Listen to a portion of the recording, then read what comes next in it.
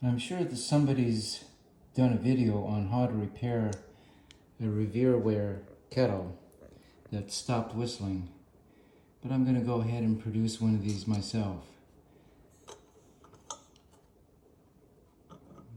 What we found when this thing stopped whistling was the lid of the spout here consisted of just this piece of plastic. And after a little bit of searching around, we found inside the tea kettle was this little piece here. And if we, of course, go back to looking at the tea kettle, we can see that that hole on this little plate, this little cup, the off-center hole matches the post right here.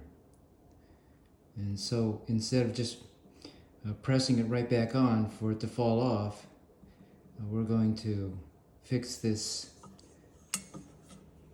perforated cup permanently to the underside of the tea kettle. All you need is a drill and a hardware store with the nut and bolt, and you're pretty much done. This is the finished product.